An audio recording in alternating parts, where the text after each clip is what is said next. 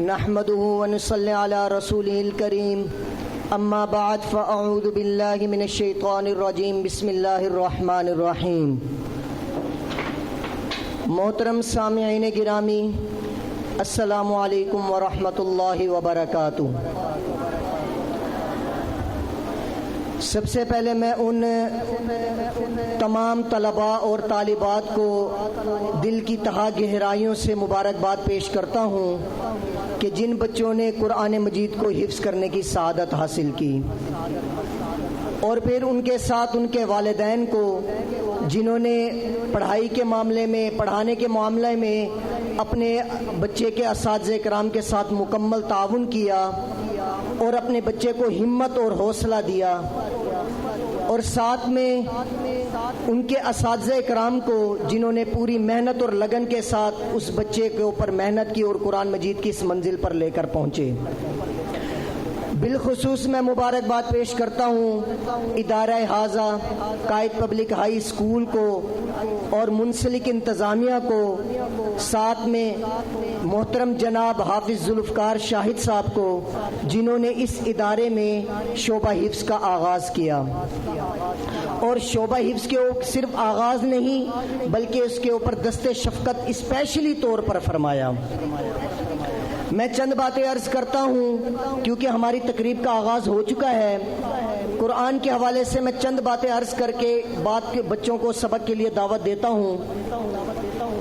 سب سے پہلے ہمارا یہ جاننا ضروری ہے کہ یہ قرآن کس کی کتاب ہے، یہ کس لیے اترا تھا، اسے لے کر آنے والا کون تھا، یہ اتر کہاں رہا ہے، وہ مقام کیا تھا اور اس کا حاصل کیا تھا۔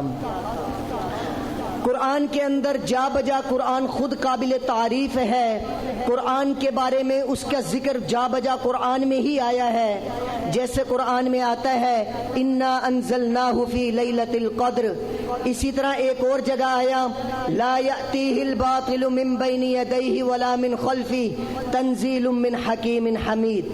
یہ قرآن کا تعارف ہے، لیکن جو قرآن کا تعارف پارہ نمبر 19 کے اندر سورہ شعراء میں نے پڑھا ہے، میرے مطالعے کے نزدیک ایسا قرآن کا تعارف میں نے کہیں اور نہیں دیکھا۔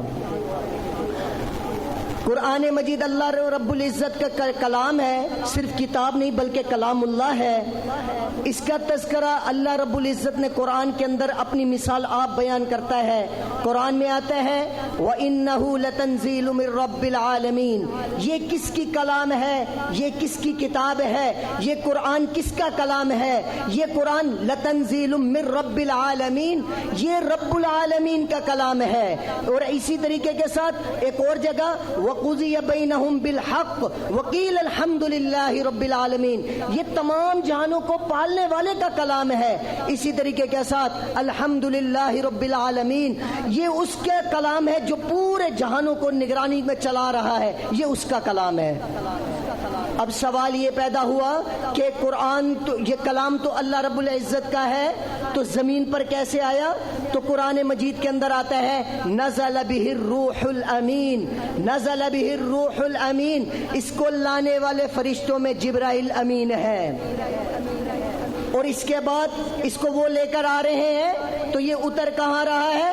قرآن کی آیت علی قلبک، علی قلبک، اس کا اترنے کا مقام محمد الرسول اللہ صلی اللہ علیہ وسلم کا سینہ مبارک ہے۔ اب آپ کو سامنے یہ بات میں عرض کرتا جاؤں، آسمان سے 3 کتابیں آسمانی اور بھی اتری ہیں، تورات، زبور، انجیل۔ تورات کو آسمان کے اوپر لکھ دیا گیا، آسمان کے اوپر لکھ دیا گیا، زمین پر حضرت موسیٰ علیہ السلام پر اتار دیا گیا۔ زبور کو آسمان پر لکھ دیا گیا، زمین پر حضرت داؤد علیہ السلام پر اتار دیا گیا۔ انجیل کو آسمان پر لکھ دیا گیا، تحریر کر دیا گیا، اور زمین پر حضرت عیسیٰ علیہ السلام پر اتار دیا گیا۔ لیکن یہ ایک واحد کلام ہے جو ڈائریکٹ براہ راست اللہ کی طرف سے اترتا ہے، اللہ کے کلام بنتا ہے، اور اس کو لے کر جبرائیل امین آتے ہیں اور اترتا ہے محمد الرسول اللہ صلی اللہ علیہ وسلم کے سینہ مبارک پر۔ یہ اس قرآن کی شان ہے۔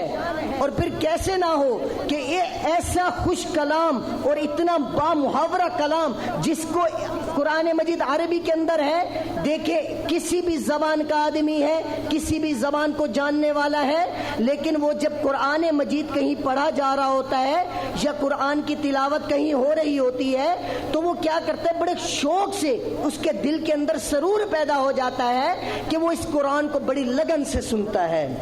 یہ قرآن کی شان ہے. قرآن جس رات میں اترتا ہے اس رات کو اللہ لیلۃ القدر کا مقام دے دیتے ہیں. جس رات میں قرآن اترتا ہے اسے لیلۃ القدر کا مقام دے دیا جاتا ہے.